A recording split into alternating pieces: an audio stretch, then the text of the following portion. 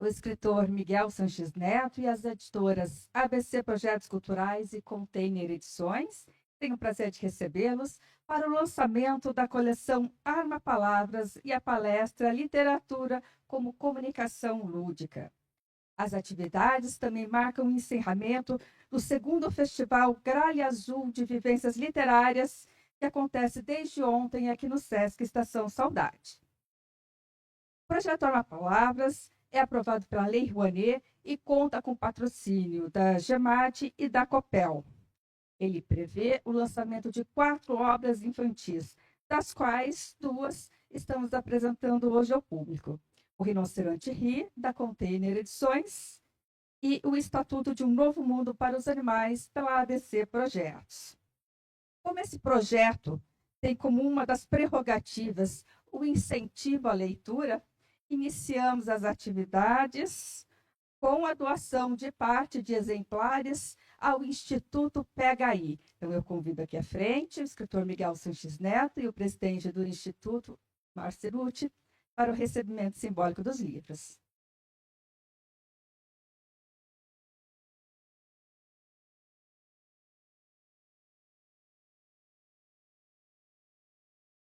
A palavra para o presidente do Instituto PHI. Obrigado, Alessandra. Obrigado, professor Miguel. Como presidente do Instituto PHI Leitura Grátis, eu quero agradecer a doação. O nosso trabalho, que faz desde 2013 que a gente está aí semeando livros, ele só tem o alcance que tem, graças ao apoio de editores, de escritores, de ilustradores, que acreditam e apoiam. E também a gente recebe boas doações como essa do professor Miguel. Não é a primeira vez que o professor Miguel faz doações e a gente só tem a agradecer e dizer que daqui uns dias vai ter um monte de crianças lendo seus livros, professor. Muito obrigado pela doação.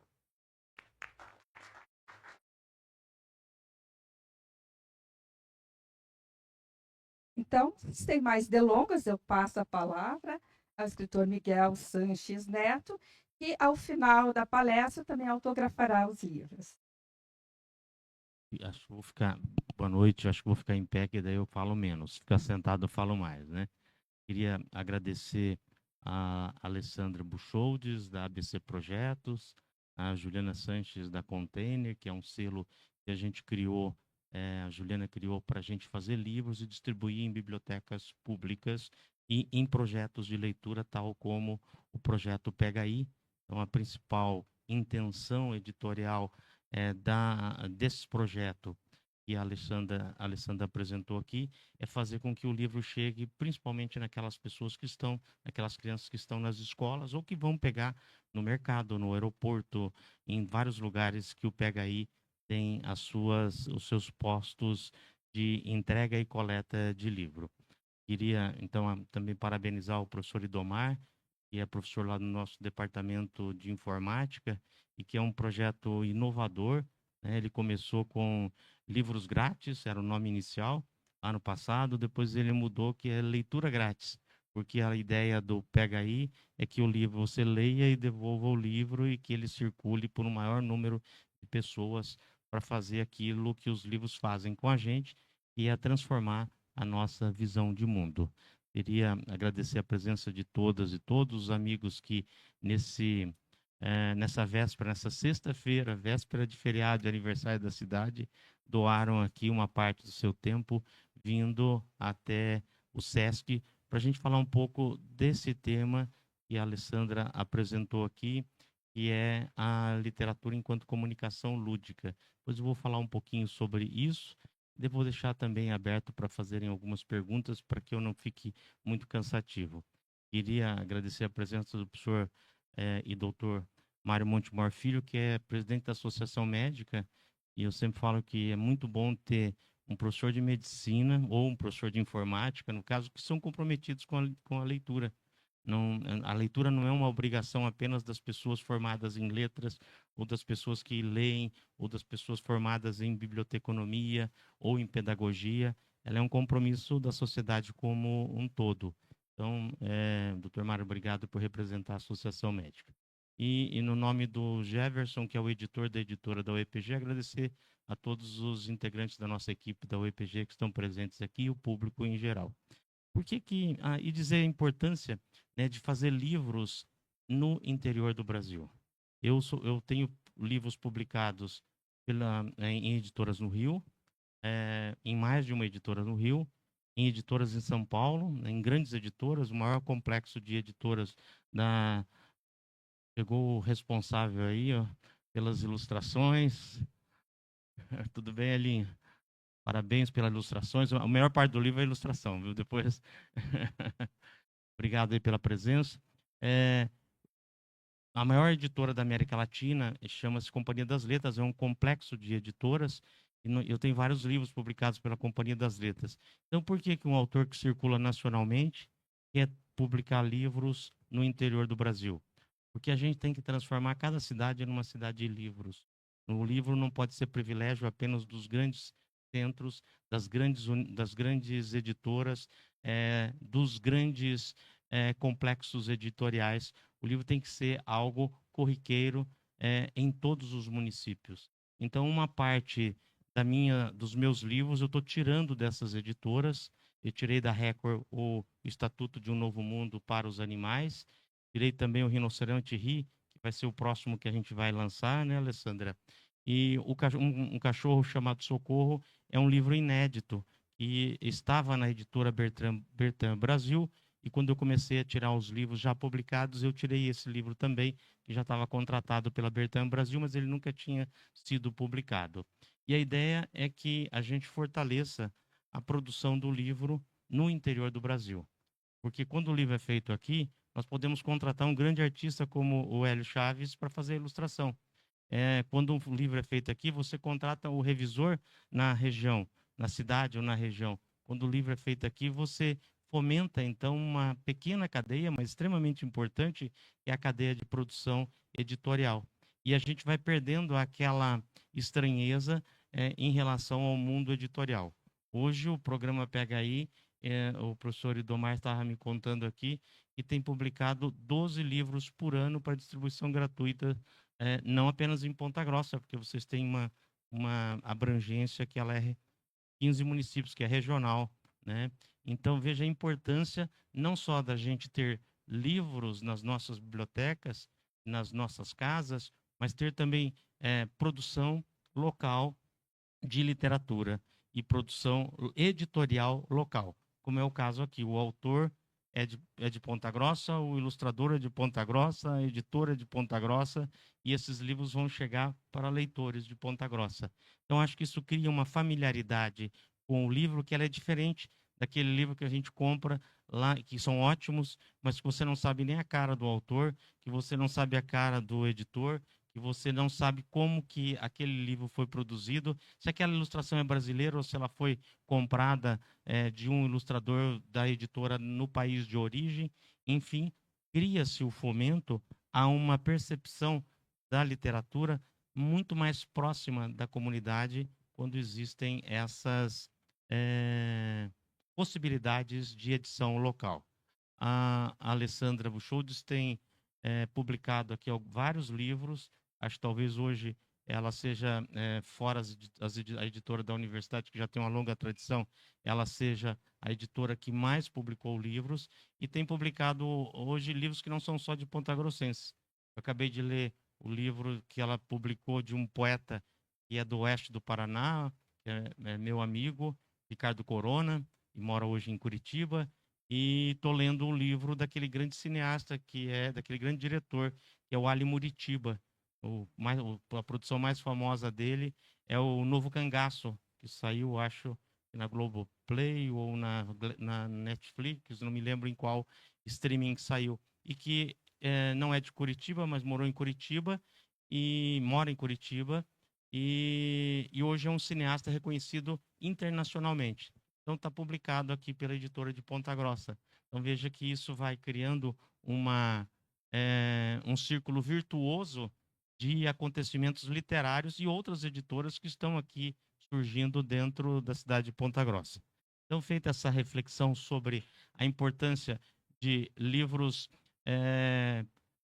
feitos por pontagrossenses, ilustrados por pontagrossenses e publicados em Ponta Grossa, né? Isso é uma característica, só para dizer para vocês, do Rio Grande do Sul. O Rio Grande do Sul, eu tenho um grande amigo lá, que foi professor da PUC, é o cara que mais formou escritor, que é o Luiz Antônio Assis Brasil. Luiz Antônio Assis Brasil, as editoras do Rio e São Paulo queriam levar os livros dele para o Rio e São Paulo. Ele disse, eu não posso deixar os meus livros no Rio e São Paulo, porque o leitor gaúcho, ele lê autor gaúcho, sobre temática gaúcha, publicada por editora gaúcha. Sei que é um barrismo um pouco extremo, mas é realmente isso que faz a mudança de toda uma cultura editorial num estado, numa região e num país. Então, que a gente continue tendo publicações de autores pontagrossenses, autores paranaenses, para que a gente tenha para que a gente possa fomentar essa cultura editorial. Porque uma coisa é a cultura literária, né, que é o texto em si, é o que traz o texto, outra coisa é a cultura editorial. Essa cultura editorial é também de extrema importância para o município, né?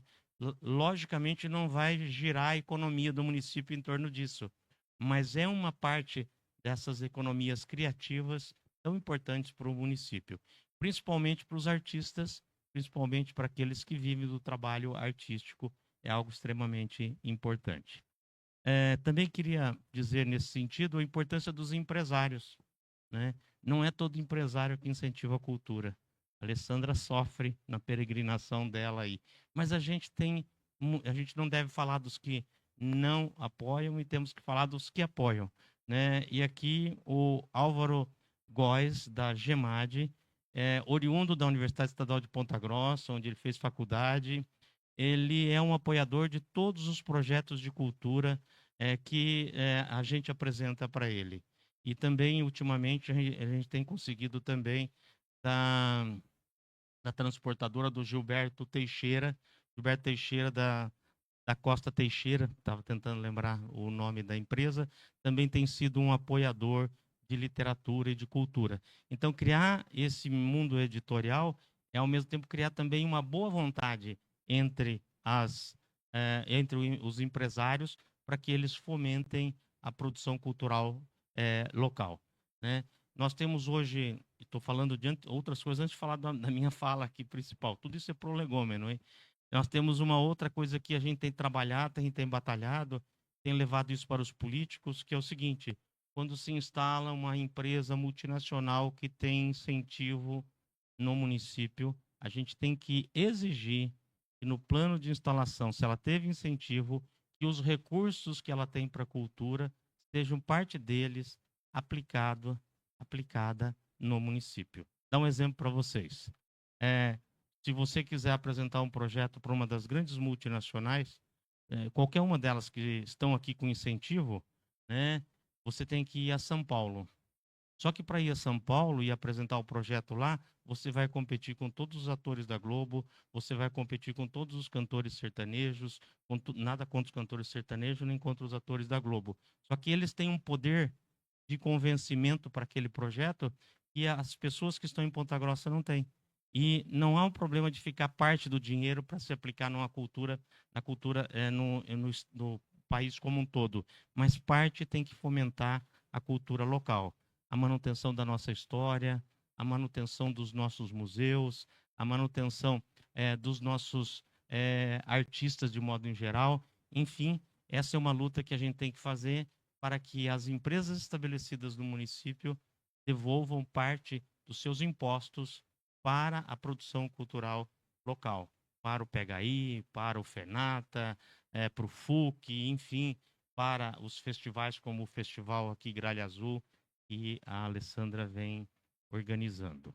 Bem, feita esse agradecimento, então, ao Álvaro Góes, que, além de presidente da GEMAD, é presidente do Operário, a Copel, que tem sido uma parceira de Ponta Grossa já de bastante tempo, em vários projetos que ela patrocinou aqui, a gente tenta buscar, então, sensibilizar os empresários. A minha fala, comunicação, literatura e comunicação lúdica. É um pouco como eu penso escrever para criança, né?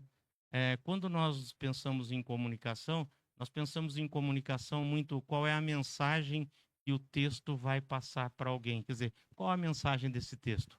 O maior desafio para um escritor, né, é dizer para um leitor o que aquele livro quis dizer. A gente não sabe o que aquele livro quis dizer, porque não existe uma mensagem clara, racional em um livro.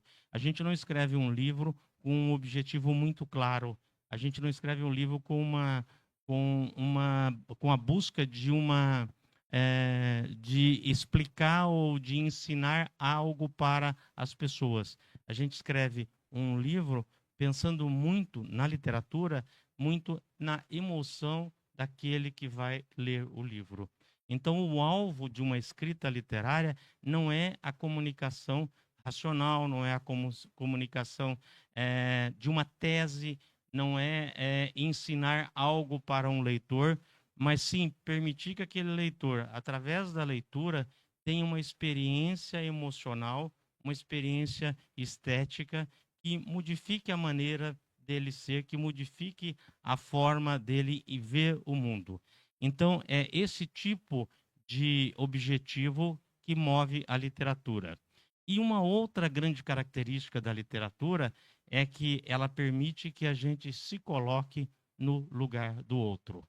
Vou dar um exemplo para vocês. Quando nós estamos lendo um livro, ainda mais se for um livro de ficção, o que acontece? Ele vai ter lá um narrador, ele vai ter um personagem, ele vai ter vários personagens, e esses personagens, eles vão ter ideias que são próprias deles, emoções que são próprias deles. No caso aqui dos meus livros infantis, você tem ali animais, principalmente o cachorro Socorro, que tem também o seu comportamento. Quando a gente lê o livro, se emociona com aquela história, quando a gente absorve o ponto de vista daquele personagem, a gente está saindo do nosso eu, a gente está saindo dos nossos problemas, a gente está saindo da nossa visão de mundo e está vendo o mundo com o olhar daquele animal, no olhar daquela pessoa. Eu gosto de falar de um animal porque o maior personagem da literatura brasileira para mim não é Capitu, embora eu adore a Capitu. O maior personagem da literatura brasileira não é Diadorim, do Guimarães Rosa. O maior personagem da literatura não é o Riobaldo, do Guimarães Rosa. O maior personagem da literatura brasileira é uma cachorra. Chama-se Baleia. Ainda bem que ajuda com a memória boa. Comprei a Juliana comprou para mim uma escultura em madeira da baleia, lá em Alagoas. É aquela cachorra que aparece em Vidas Secas, né? Por que ela é a maior personagem da literatura brasileira? Porque o Graciliano Ramos colocou toda a humanidade num cachorro. E aquele cachorro que tem o sonho de viver no céu. E no céu dele, no paraíso dele, daquela cachorra, é um paraíso em que haverá muitas preás para ela poder se alimentar. É uma cachorra de retirantes que passa muita fome, mais fome do que os próprios retirantes.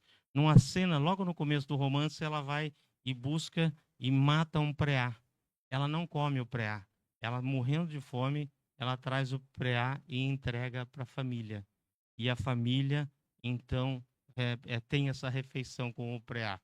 É um cachorro extremamente humanizado. Quando suja o focinho da cachorra de sangue, a Vitória, que é a mulher do Fabiano, ela vai lamber o focinho da cachorra, porque o sangue é alimento. Então, ela, numa sociedade de extrema escassez de alimento, essa cachorra é um ser extremamente humanizado. E a história é bem trágica, não vou contar porque tem criança aqui, né, sobre a cachorra-baleia, mas ela é um ser extremamente humanizado e ela pensa igual a um ser humano. Graciliano Ramos usa um recurso que é o discurso indireto livre e ele coloca a cachorra pensando. Então, quando nós lemos Vidas Secas, nós começamos a ver o mundo pelo olhar da cachorra. E esse ver o mundo pelo olhar da cachorra cria na gente uma empatia, né, com todos os seres vivos e não apenas com os seres humanos. Então, a literatura ela funciona no sentido de nos colocar dentro de uma identidade de uma outra pessoa ou de um outro animal e viver o mundo a partir daquele outro que é muito diferente da gente. Isso é fundamental na sociedade para que não tenhamos uma visão que ela seja focada apenas no eu, nas nossas verdades, nas nossas vaidades, nas nossas preocupações, nos nossos privilégios e nos nossos preconceitos. Então, quando a gente lê literatura, a gente se coloca no lugar do outro e vê o mundo de maneira diferente. Vou dar um outro exemplo. Eu não sou de origem judaica, mas leio muitos escritores judeus.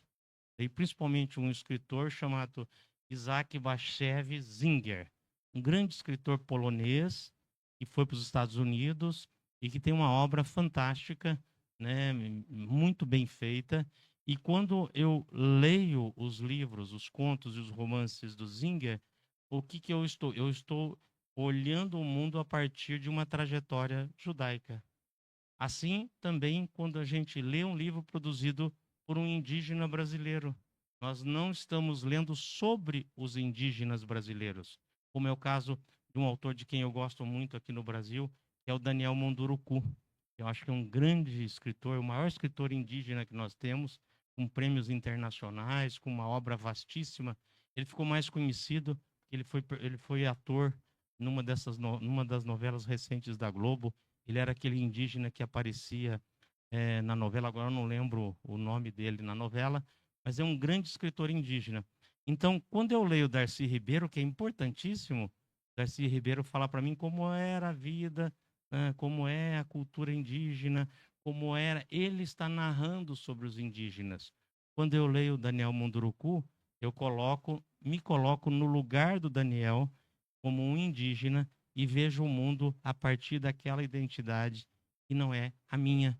E sou uma pessoa que foi criada dentro da civilização ocidental, com os valores, os defeitos e também as qualidades da civilização ocidental. Então, quanto mais nós lemos literatura, mais nós adquirimos um olhar e um conhecimento que é a partir de uma espécie de você ser possuído por aquele personagem, por aquele narrador, e você sair da sua identidade e experimentar-se em outra pele. Então, esse experimentar-se em outra pele é que é o grande poder que a literatura tem para o leitor. Quando as pessoas falam assim, é importante ler qualquer coisa? Claro que é. Lendo qualquer coisa, nós estamos melhorando o nosso português, nós estamos adquirindo informações, nós estamos treinando a nossa musculatura para escrever, nós vamos escrever melhor. Tem uma série de coisas que qualquer tipo de leitura nos traz. Mas quando me dizem qual é a melhor leitura, é a leitura literária. Porque ela não traz, então, só a informação, ela traz a vivência de experiências humanas que nós nunca teríamos se nós não chegássemos a um texto literário. E esse colocar-se no lugar do outro é um colocar-se no lugar do outro em todas as esferas, né? Vamos imaginar, quem gosta de Clarice Lispector aqui, né? Nós adoramos Clarice, não precisamos ser mulher para gostar de Clarice Lispector. Embora as mulheres gostem muito de Clarice Lispector com toda a razão. A gente lê Clarice Lispector e quando você está lendo A Hora da Estrela, né, você se identifica, né? Você se identifica com o personagem, com as humilhações que a personagem sofre e você passa por todas aquelas experiências que uma escritora mulher criou uma personagem mulher e que nos dá uma experiência de mundo a partir da ótica de uma mulher, que é uma empregada que sofre muita discriminação.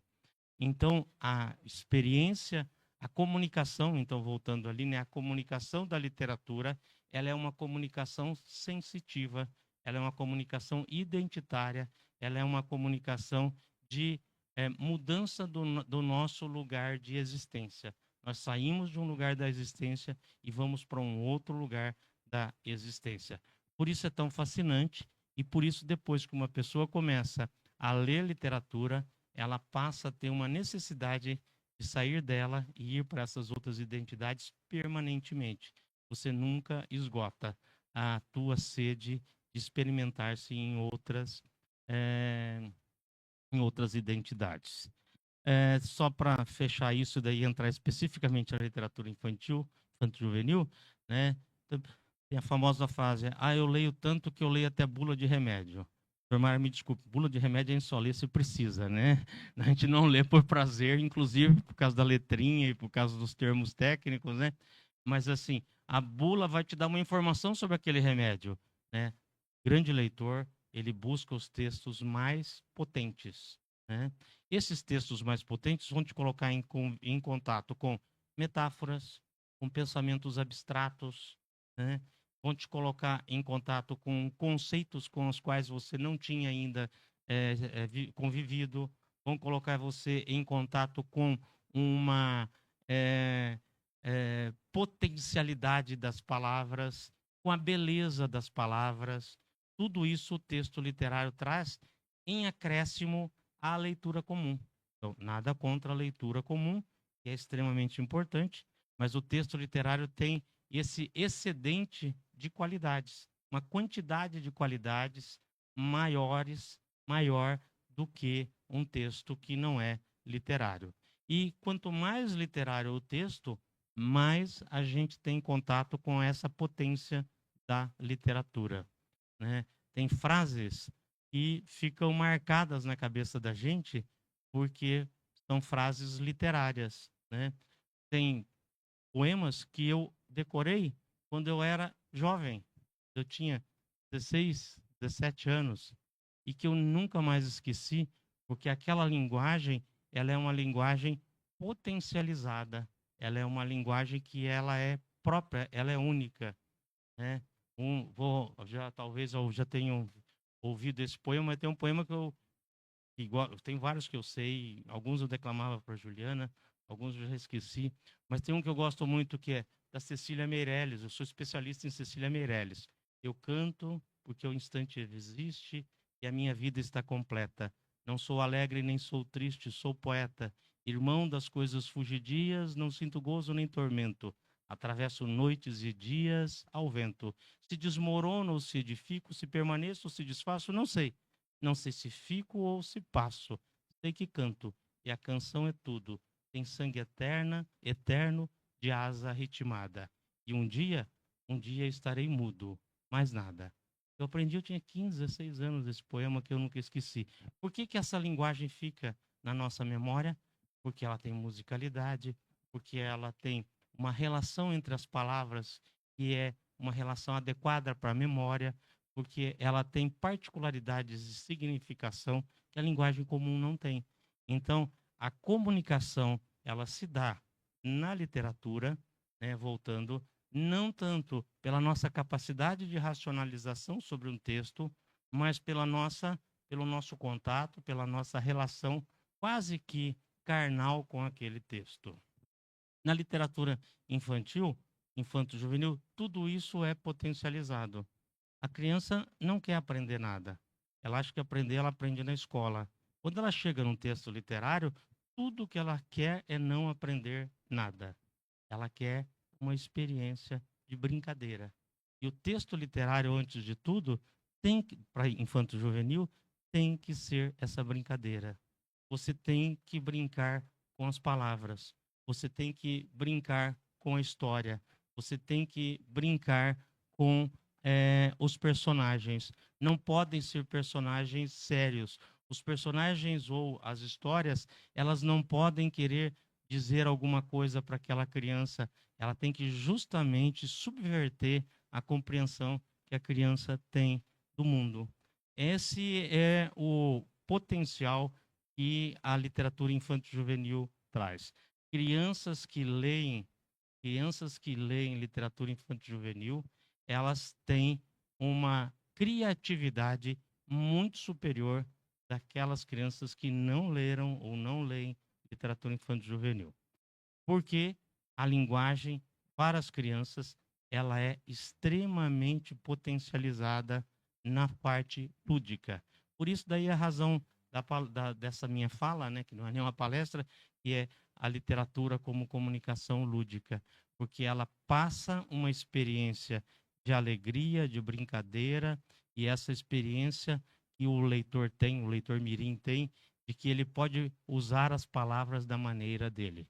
Eu sou professor de língua portuguesa e literatura brasileira, então a gente quer que se escreva dentro de uma lógica, dentro de técnicas narrativas, né? Quando a gente está dentro da literatura infanto-juvenil, não existe essa lógica, não existe essa estrutura fixa, tudo pode ser modificado, alterado, tudo pode ser inventado, criado. E aí fala um pouquinho desses dois livros. O primeiro deles, Estatuto de um Novo Mundo para os Animais.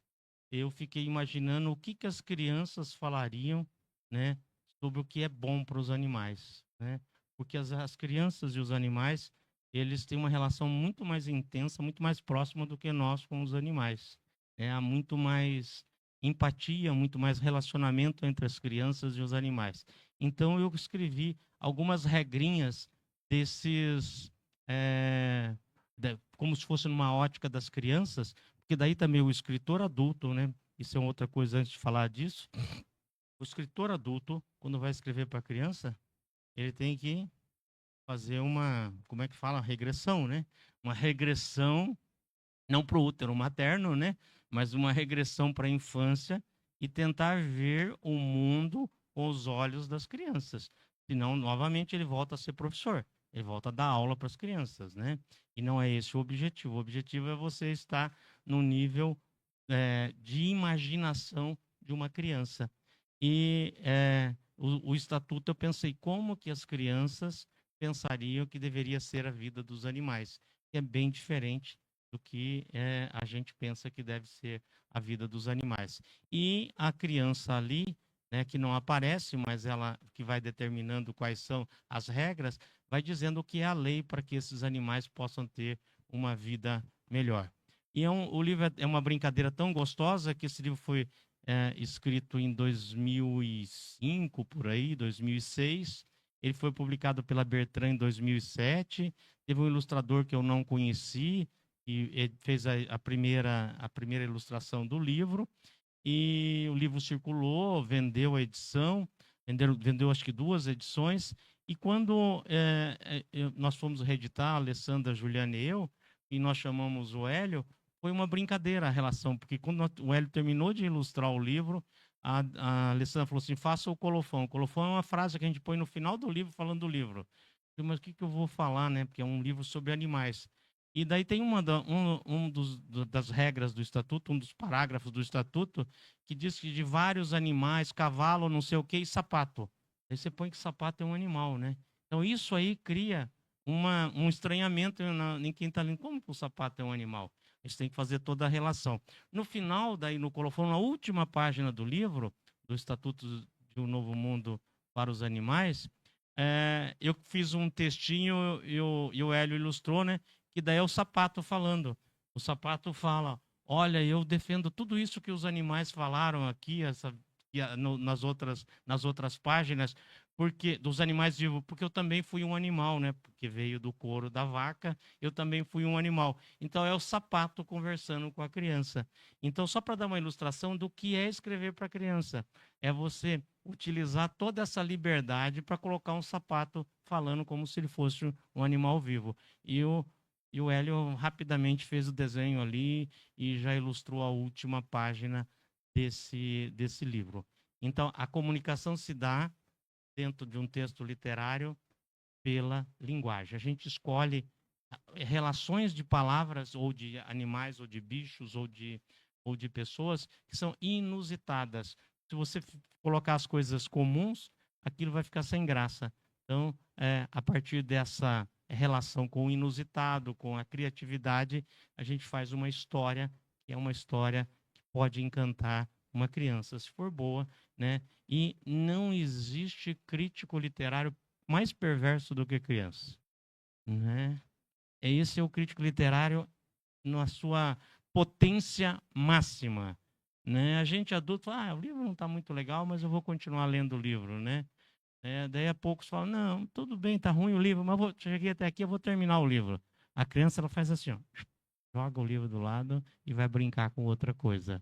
Então, se escrever para a criança também tem esse desafio. Você tem que ter a menor a menor quantidade de chatice na hora de escrever, né? Porque qualquer chatice faz com que ela descarte perversamente o livro, e ela está certa, né? Um dos direitos do leitor é parar de ler o livro quando ele não gosta mais do livro. Esse é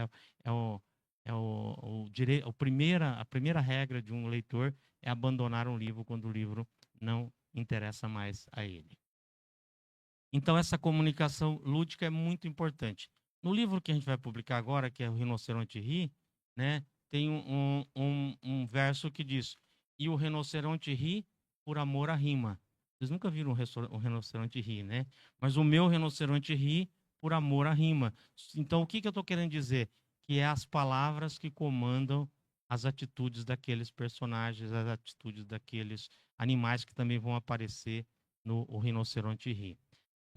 Brincar com as palavras, fazer com que as palavras tenham uma relação que não é a relação lógica, mas é a relação pelo som, que é a relação pela proximidade das letras, que é a relação pela antítese, uma significa uma coisa e outra significa outra. Então, ver a materialidade da linguagem é a principal forma de se escrever boa literatura infanto-juvenil. Quanto mais materialidade, mais a criança vai sentir aquele texto como um texto literário.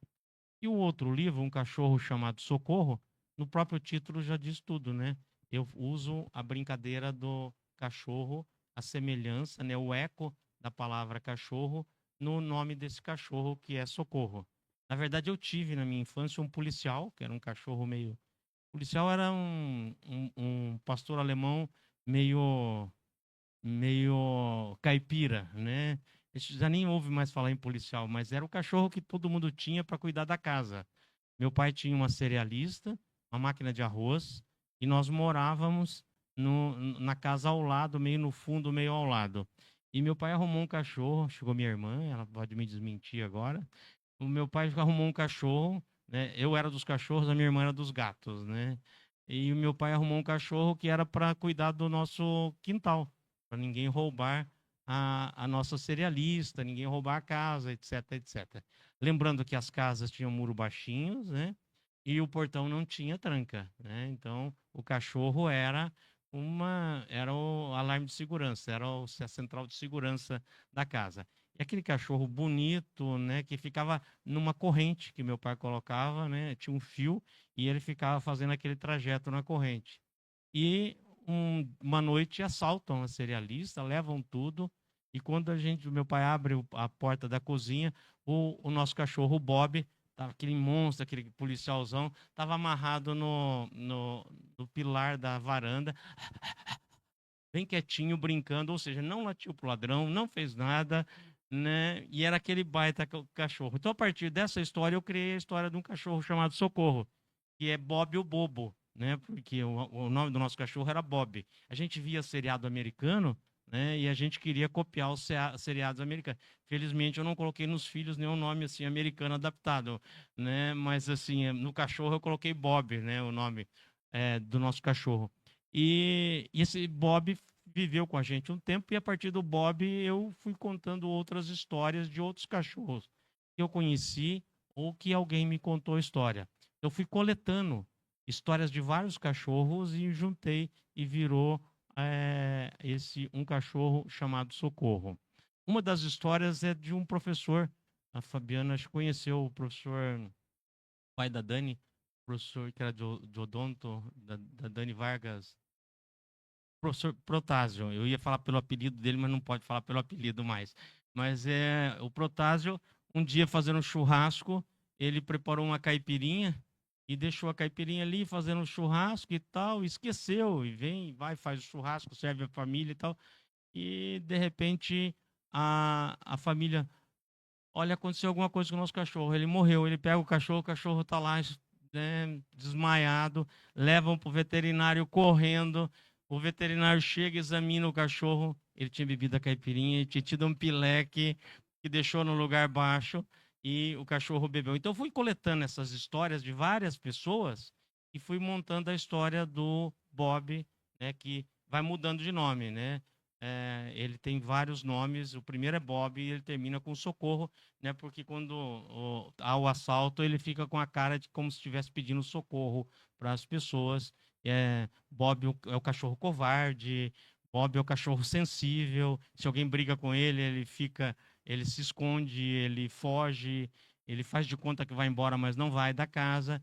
Então são histórias sobre esse cachorro. Ele é para um leitor um pouco mais velho, né? Um pouco mais velho. O primeiro é para um leitor mais novo, né? Esse é para um leitor que já está com um pouquinho mais de musculatura de leitura, mas que também trabalha com a materialidade da palavra, com as brincadeiras, com o lúdico. Então, essa é a ideia da literatura infanto-juvenil.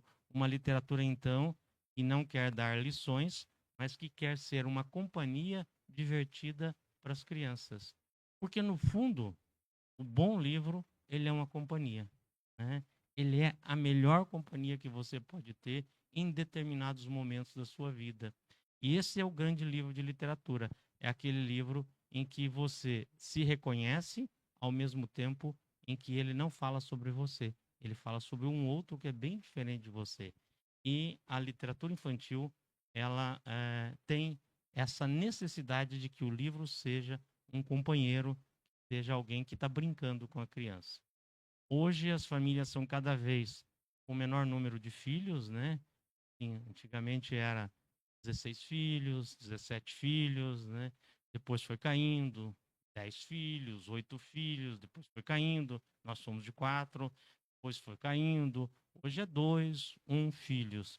E o livro infantil acaba sendo uma grande companhia para aquelas crianças, né? Para não ficarem apenas nos joguinhos do celular, né? Então, é essa companhia, e uma companhia lúdica que desenvolve na criança o, é, esse olhar criativo, essa criatividade que é tão importante na sociedade. Nossa crise humanitária, ela é uma crise pela nossa incapacidade de nos colocarmos dentro das experiências dos outros, né? Então, os nossos preconceitos, eles nascem da nossa incapacidade de ver o outro pelo que o outro é. A gente vê o outro como a gente é. Tem uma estudiosa, as crianças me perdoem, mas tem uma estudiosa chamada Spivak, num livro famoso dela chamado Pode o Subalterno Falar? Ela tem uma coisa fantástica. Ela faz uma distinção entre o outro homogêneo e o outro heterogêneo. Ou seja, o outro é um igual a nós. Esse nós reconhecemos. Aí ele pensa a mesma coisa sobre política, ele pensa a mesma coisa sobre a sociedade, ele pensa a mesma coisa sobre esporte, ele pensa a mesma coisa sobre tudo. Então ele é o outro homogêneo, ele é um igual. Na verdade, esse outro a gente reconhece facilmente. O difícil é a gente reconhecer o outro heterogêneo, que é aquele que é completamente diferente da gente. E a gente achar, não, essa pessoa, embora seja completamente diferente da gente, essa pessoa, ela tem uma visão que se justifica em alguma medida por alguma coisa, por uma trajetória, por sua experiência. Então, a literatura, ela é o exercício para que as pessoas, para que as crianças passem a ter essa experiência de colocar-se num lugar que não é delas e para que elas tenham uma experiência de que a linguagem não é chata como na aula de português, né? Que a linguagem não é a gente desmontar um mecanismo linguístico. E a linguagem é como um jogo, como um Lego, como uma brincadeira, como algo que a gente faz para se divertir. Enfim, a minha fala, eu tinha combinado mais ou menos 40 minutos com a Alessandra. A minha fala inicial é essa. Daí eu abro para alguma pergunta, se vocês tiverem, né? E estou à disposição. Muito obrigado pela atenção. Agora eu vou sentar.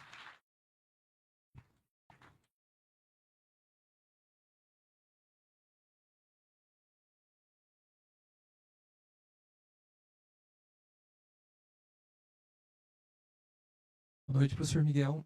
Então, Boa noite, doutor Mário. os desafios que o senhor enfrentou, né, não consigo nem dimensionar, né? Como reitor, como professor, e agora como escritor, eterno escritor, né? Mas o desafio maior que a gente enfrenta hoje, e o remédio está na sua mão. A nossa sociedade hoje é doente, né? Isso aqui é um câncer. E a única ferramenta que a gente tem, e parabenizo todos os pais que estão aqui, porque é uma luta gigantesca. E a cura é o livro. No momento que você está nessa insanidade, nesse mundo que a gente vive hoje, onde você vai encontrar paz? Onde você vai encontrar terra? Na leitura do livro. Então, o que o senhor faz é, na realidade, é um desafio, acho que de todos os desafios que o senhor já enfrentou, esse daqui de fazer literatura infanto-juvenil ou infantil para as crianças, talvez seja um dos maiores desafios. Porque esse não é só um remédio, isso é uma cura. Cura para a nossa sociedade. A gente está doente mentalmente. É o único caminho que a gente encontra hoje, talvez, é ensinar aos nossos pequenos que nesses livros aqui a gente tem um caminho fácil para eles se encontrarem. E essa luta então, é um desafio gigantesco. E parabéns pelos livros, parabéns pelo momento mais uma vez, professor. E qual que é o maior desafio? Escrever para nós, seres adultos, já ou para os pequenos? Obrigado, Mário. O coitado do Mário, ele sempre ouviu isso aí 5.000 vezes. O Mário é de Bela Vista, Paraíso, cidade onde eu e minha irmã nascemos. E o seu pai está com 90 aí? 89. O pai dele está com 89, é médico lá em Bela Vista. E fez o parto da minha irmã e fez o meu parto.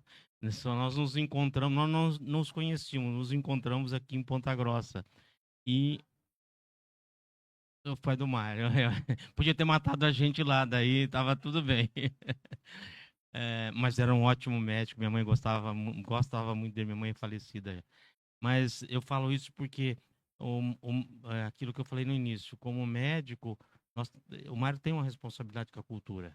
Eu acho isso muito importante, que cada um em cada profissão tem uma responsabilidade com a cultura, né? Não pode ser cultura apenas para os que fazem cultura, né? Ou para os que vivem de cultura, para dizer melhor. Bem, o maior desafio é o seguinte, Mário. Para mim, escrever para adulto foi totalmente fácil. Por quê? Na nossa casa, nós não tínhamos livros. Então, a minha mãe tinha o primário incompleto. O meu pai biológico, que morreu quando eu tinha 4 anos, lá em Bela Vista do Paraíso, ele era analfabeto, né? Os meus avós eram analfabetos, né? Eu tenho tios já falecidos, tios-avós analfabetos. Então, era uma família que vinha da agricultura e que não tinha o hábito da leitura. Por que eles eram analfabetos? Porque eles não queriam estudar? Não, nada disso.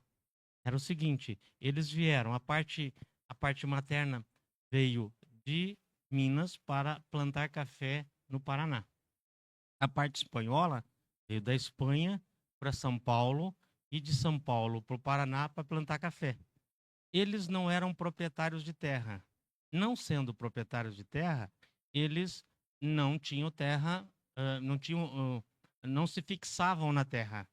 Então, eles eram contratados para abrir uma mata, um local que era distante da cidade. Acontecia mais ou menos assim: fazia uma linha de trem, uma estrada de ferro até uma região remota, e lá começava a produção do café. Então, se abriam colônias em que os agricultores, sejam eles migrantes ou imigrantes, eles iam para esses lugares. Esses lugares não tinha médico, não tinha escola, não tinha absolutamente nada. Então, as crianças elas eram criadas nas colônias sem a possibilidade de estudar.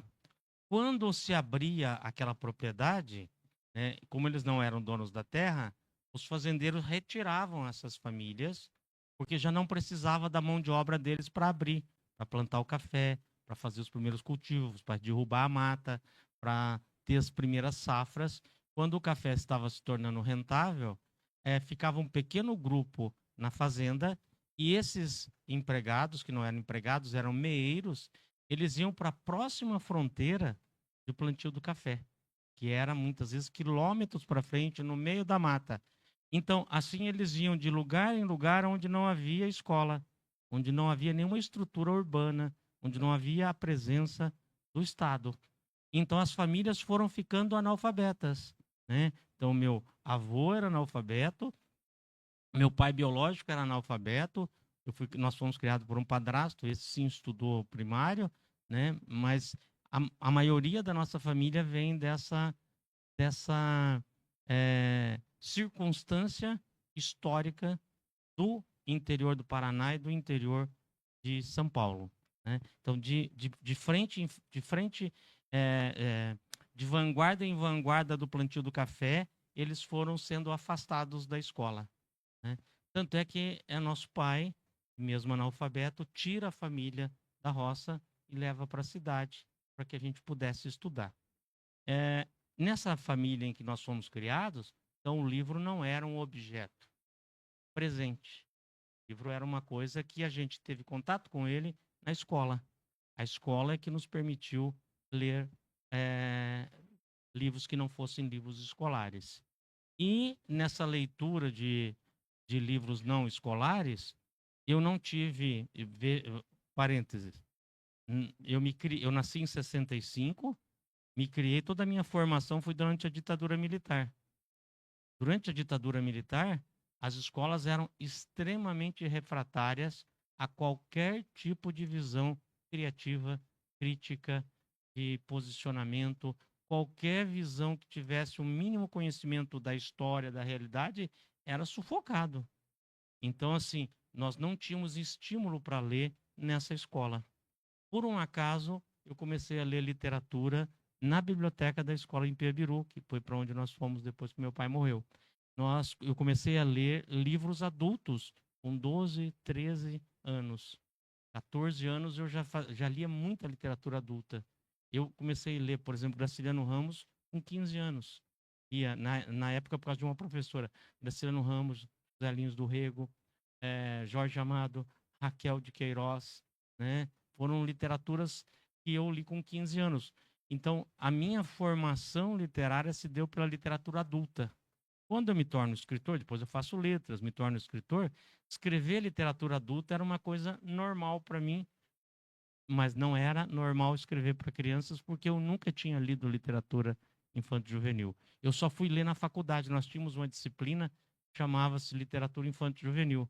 Quando eu vim dar aula aqui em Ponta Grossa, 1900 e Cid Moreira, lá em 1900 Cid Moreira, eu vim dar aula aqui.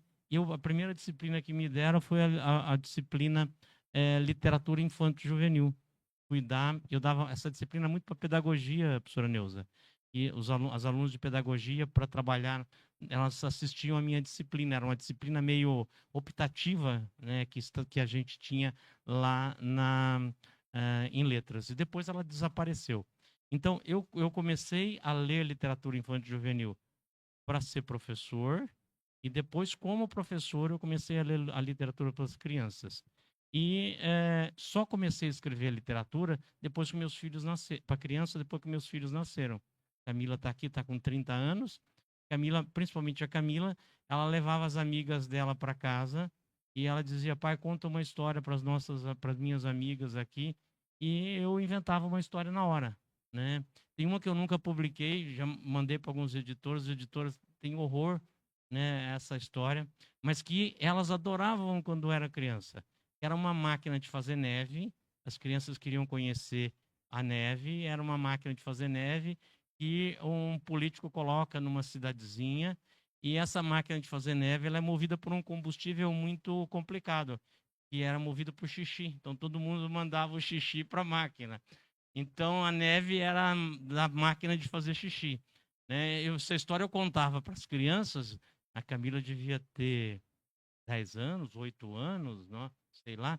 E a professora Aldre, que é uma professora do nosso departamento, do nosso setor lá, tem uma das filhas da idade da Camila, ia lá, então elas deitavam todas no chão e eu contava as histórias. E eu comecei então a contar as histórias para a Camila e para o grupo de amigas dela. E depois, algumas dessas histórias eu transformei em livro.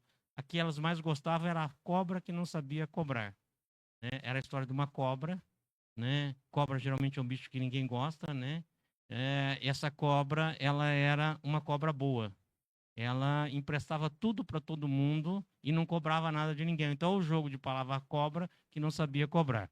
E o marido era um cobra brabo, né? Ele dizia: você é um idiota, você empresta as coisas, tem que cobrar juros, tem que fazer isso. Então, é a história do marido e da mulher, que são duas cobras, que uma boa e uma ruim, e que vão convivendo e vão discutindo. O marido viaja, porque ele foi cobrar um dinheiro em Java, não sei porque coloquei esse país, Java. Ele, ele viaja para cobrar um cliente dele em Java, e a cobra boazinha, a cobra fêmea, ela é atropelada por um carro, e ela emprestava tudo para todo mundo. E daí todo mundo vai visitar a cobrinha lá no hospital, né? Um leva uma coisa, outro leva outra. O pardal leva uma xícara de sal. Depois, mas o que ela não precisa de sal? E daí você vai fazendo essas brincadeirinhas, né? O periquito leva um apito, né? Mas no hospital não pode ter apito. Como é que você vai apitar?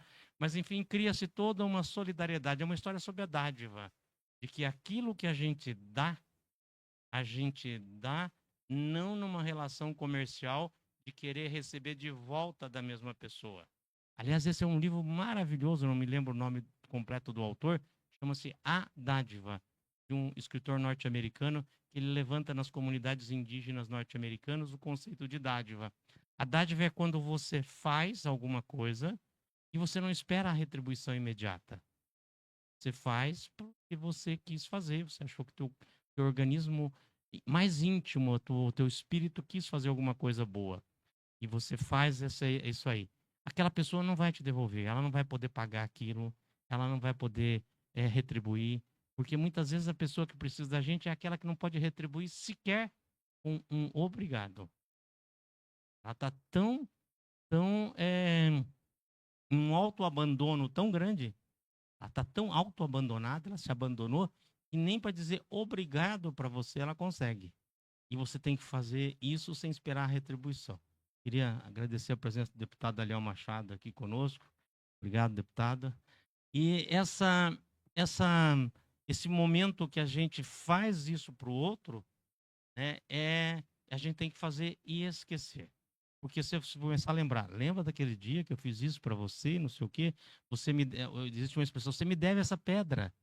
Não, a dádiva não pressupõe que ninguém deva nada pelo que você fez. Só que a própria estrutura social te devolve isso através de uma outra situação que não tem uma relação direta, né? Então, esse livrinho, A Cobra que Não Sabia Cobrar, que está publicado pela Editora Global de São Paulo, é um livro sobre a dádiva. A cobra fez o bem para todo mundo, né? Mas a própria sociedade depois vai devolver para ela isso. Essa é uma história que eu contava para a Camila.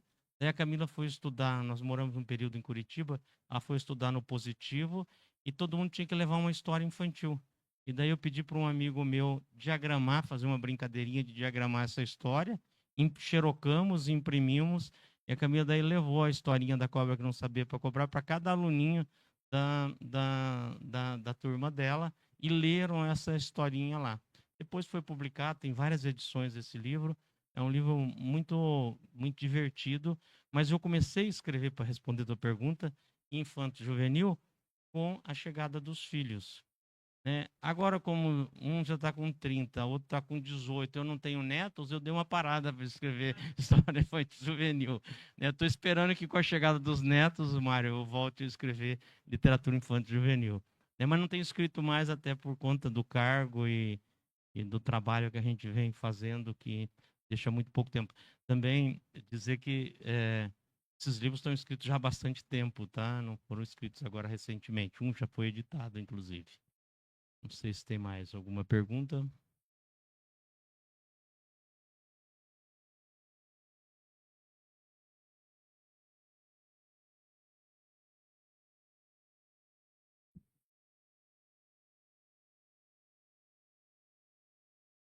Bom, então, agora, oficialmente. Primeiro, quero dizer que... Vou pedir uma salva de palmas para o Hélio, porque é o ilustrador. Obrigado. Obrigado. Bom, então, antes eu quero agradecer a oportunidade, né, Miguel, de ter trabalhado com esses textos aí que são maravilhosos e não tenho nem o que dizer. É uma das vaidades que eu tenho na vida. Eu já posso dizer que eu tenho alguma para levar para a eternidade aí, que é trabalhar contigo, que foi muito legal. E eu acho assim, eu estava hoje conversando com uma amiga, que fez uma apresentação aqui, e nós estávamos falando justamente da cena cultural aqui de Ponta Grossa. Eu tenho percebido que, parodiando um pouco o início da sua fala, eu sinto que tem uma cena importante para acontecer, tem aparelhos, hoje a cidade já tem aparelhos para abrigar esses projetos, e eu estou sentindo falta de pessoas para se utilizar dessa cena e desses aparelhos. E eu acredito que essa iniciativa tua de trazer esse tema, livros infanto-juvenis com temáticas que possam ter a ver com a nossa vida aqui, com a nossa vivência, com autores, com personagens da Terra, eu acho que é o que está precisando acontecer. E eu sinto que está faltando só um empurrãozinho para a coisa se solidificar, sabe? E eu gostaria de ver com você, existem projetos, existem possibilidades, você pode falar um pouco mais sobre isso, porque pelo fato de você ser reitor, eu acho que você tem uma facilidade nesse meio, vamos dizer, onde nascem os projetos, né? Que eu tenho sentido isso, está faltando só um empurrão, porque o resto já tem. Temos população, oriundas até de muitas partes do Brasil, que estão vindo morar aqui em Ponta Grossa e região. Temos autores, temos artistas no meio teatral e tal. E eu sinto que esse empurrão está faltando. Não sei se eu estou sendo um pouco acelerado, pensando que uma coisa que vai acontecer daqui a alguns anos, né? De repente tem algum projeto acontecendo, mas eu estou sentindo falta disso, que está faltando esse empurrão, sabe? Essa iniciativa, uma esfera um pouquinho mais alta, assim, gente que possa ter essa possibilidade, porque a cidade está pronta, sinto isso, tá? Obrigado, Hélio. A honra foi toda minha de ter você como ilustrador, né? E, como eu falei, é muito bom quando você escreve um livro e você dialoga com quem vai ilustrar e você se surpreende com as ilustrações, né? Assim, eu acho que sugestões minhas foram 2 ou 3. Uma hora do rinoceronte que eu não gostei do marrom e pedi para você pôr uma cor mais viva, mas era só o fundo, o resto estava tudo perfeito. Então, acho que isso é legal você ter essa interação. De fato, o que fortalece uma cidade, o que fortalece um estado na área da cultura? É um conjunto de ações sistêmicas, orgânicas e permanentes, né? Então, assim, o Rio Grande do Sul é o que é. Porque se você pegar a literatura brasileira, assim, existe a literatura feita em Rio e São Paulo, existe a literatura feita no Rio Grande do Sul, e depois existem 2 ilhas. Deixa eu ver se eu não estou equivocado. 2 ilhas. A ilha de Salvador, que tem uma cultura própria, muito relacionada à música, mas que tem literatura também. E o Recife. Recife, sim, com uma literatura popular muito forte, né? E você vê que não é à toa que eles têm Ariano Suassuna, né? Ariano Suassuna é fruto de centenas de anos de cultura do Recife e do Pernambuco, né, que tem uma tradição cultural muito forte. Mas, exato, ao Pernambuco, inclusive que não era do Pernambuco, né, era da Paraíba, nascido na Paraíba, e aqui todo meio misturado, né?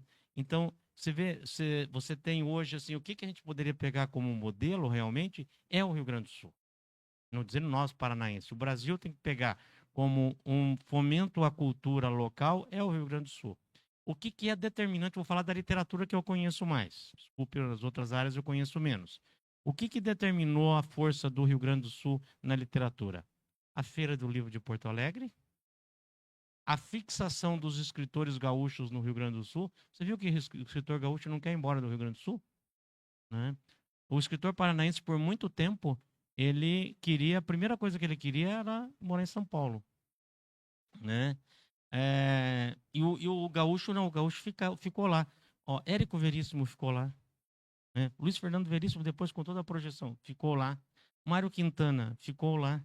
Né? Então é toda uma literatura que a gente leu e que ela era de pessoas que se estabeleceram no Rio Grande do Sul, ficaram no Rio Grande do Sul e movimentaram a cultura no Rio Grande do Sul. Então, a Feira do Livro foi a permanência de uma política. O Rio Grande do Sul criou o Instituto Estadual do Livro, o IEL, que é um instituto que tem como única vocação publicar, e tem também um tempo muito longo, publicar livros de gaúchos. Então, por exemplo, você pega um escritor que é muito meu amigo, Michel Laube, um escritor de origem judaica, que hoje mora em São Paulo, contrariando a regra do que gaúcho mora no Rio Grande do Sul, ele mora em São Paulo, né, só para me contrariar. Você pega o primeiro livro dele, foi publicado pelo IEL, porque nenhuma editora comercial ia investir esse dinheiro naquele jovem formado em direito que queria ser escritor.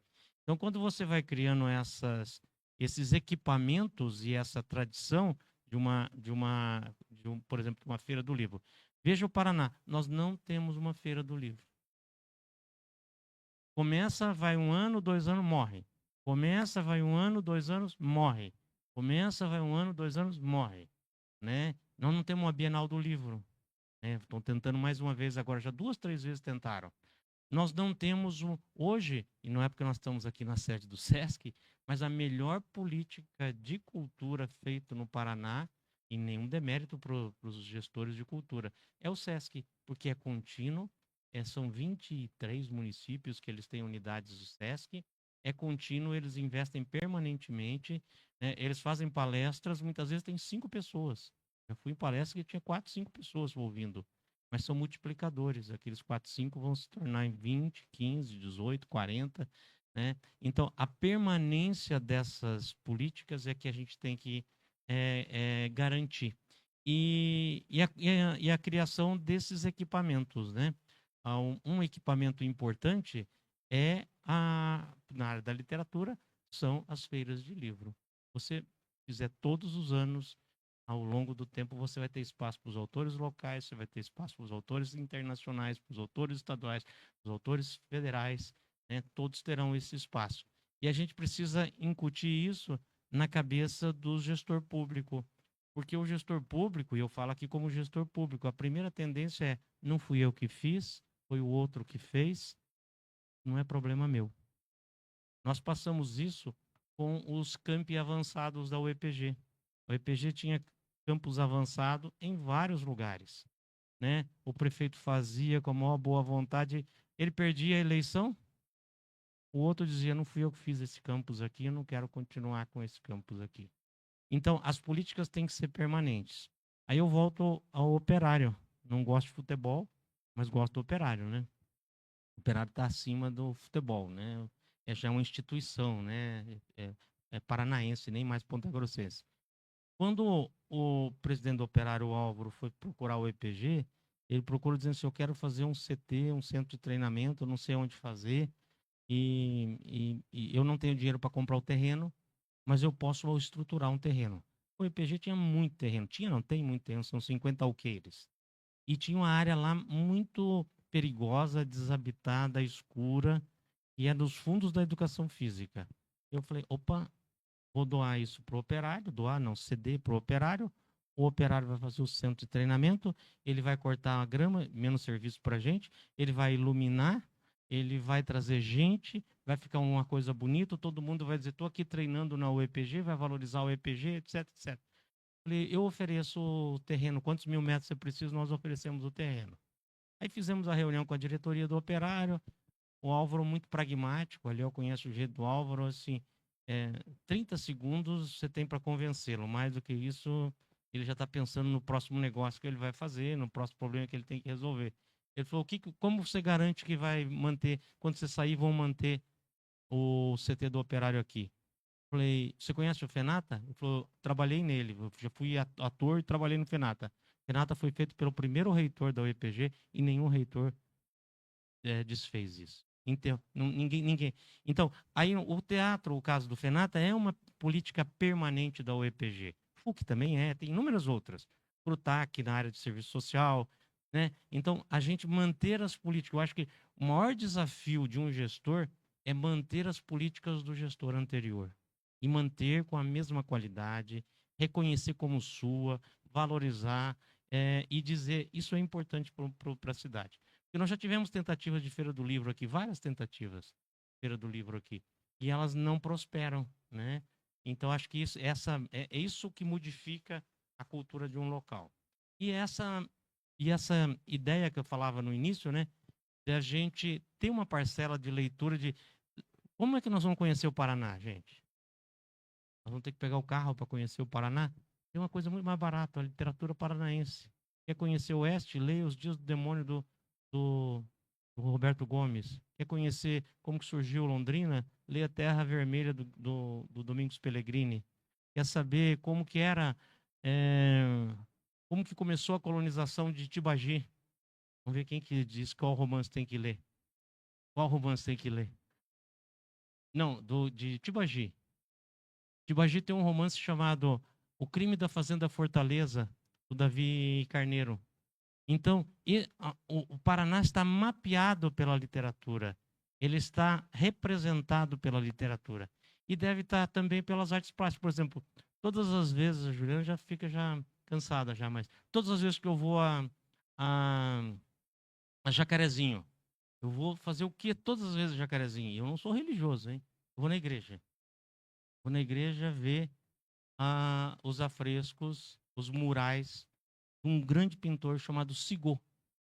É o maior patrimônio artístico conjunto, né? O maior conjunto artístico que tem no Paraná são os painéis, os murais do Sigaud lá em Jacarezinho. Então, a arte já mapeou o Paraná. A literatura já mapeou o Paraná. A música já mapeou o Paraná. Nós temos uma identidade. Ela só não é o quê? Conhecida. Né? Então, a gente está trabalhando, eu trabalhei aí, como gestor você pode trabalhar. Eu tenho trabalhado com uma lei, apoiando uma lei da Assembleia Legislativa, que obriga a todos os vestibulares no Paraná ter autor paranaense. Né? Parece bairrismo, parece defesa legislando em causa própria, né? Não preciso, porque os meus livros estão sempre no vestibular. Agora meu livro tem um livro a Segunda Pátria é leitura na UniOeste e Chove Sobre Minha Infância na UEL. Né? Então sempre meus livros estão no vestibular. Não estou pensando em mim específico, eu estou pensando no leitor. Porque aquele leitor que vai fazer o vestibular aqui, ele vai ler um livro sobre o Paraná e ele vai conhecer melhor o Paraná para poder, inclusive, entender em que sociedade que ele está. E a primeira versão do parecer do governo era contra a lei, porque isso feriria a autonomia da universidade. Então, eu evoquei para mim, eu puxei, falei, não, eu assumo essa responsabilidade. Essa lei é importante. Santa Catarina já tem essa obrigatoriedade. Né? Então, no mínimo, um livro no vestibular em Santa Catarina tem que ser de autor paranaense em cada. Então, essas políticas é que vão criando, e se a gente fizer assim nas escolas, não obrigando, mas sugerindo que as escolas do Paraná coloquem autores de literatura infantil e juvenil, e a gente sugerir que as verbas de cultura sejam reservadas para feiras de livros. Então, isso aí é uma forma da gente exercer uma pressão sobre o equipamento público para que crie essa política. Eu acho que hoje Ponta Grossa está muito bem na área de história. Eu acho que a área que nós temos uma maior densidade de produção é a área de história. Até por sermos uma cidade, né, daqui 2 dias, com 202 anos, né, desses 202 anos, eu tenho responsabilidade sobre 16,3% desse tempo. Eu estou há 33 anos aqui, então dá 16% do tempo da cidade. Né? os textos de história, a produção histórica é muito boa em Ponta Grossa. Se você quiser saber de qualquer coisa que aconteceu em Ponta Grossa, vai ter um livro que alguém escreveu. Muitas vezes um professor que não tinha uma pretensão de ser escritor, muitas vezes uma pessoa que conta histórias, memórias, um cronista. Em outras áreas, nós estamos ainda num patamar, como você falou, nós temos bala na agulha, mas não temos ainda, nós não estamos mirando para o lugar certo. Não é porque estou na frente da Alessandra, mas o trabalho que a Alessandra faz hoje na cultura pontagrossense é um trabalho fantástico. Um trabalho fantástico. Ela é autônoma, ela não é uma organização governamental, né? Ela faz o trabalho por profissional mesmo de cultura aqui na cidade. E nós temos que fomentar esse tipo de coisa. Mas a cidade está preparada. Eu acho que a universidade fixou muita gente aqui, né? A universidade trouxe muita gente de fora e fixou aqui, e não só de fora, qualificou muita gente daqui com visão artística que dá para produzir. E não são poucas universidades, né? Veja as particulares, né? São umas 4 particulares, daí a UTFPR, o Instituto Federal e a Gloriosa, né? Então, sim, 3 instituições públicas numa cidade de 400 mil habitantes, como diz um amigo meu, uma cidade com 375 mil habitantes, mas com uma alma de 500 mil habitantes, né? Com sensação térmica de 500 mil habitantes, né? Então, ela com 3 universidades públicas, é um patrimônio realmente que vai dinamizar a cultura. Segundo a Alessandra, eu já passei do horário, eu tenho que ir terminando. Se tiver mais uma pergunta, a gente responde rapidinho, sem me alongar muito. E não, né? Então, muito obrigado pela atenção e viva Ponta Grossa nos 202 anos.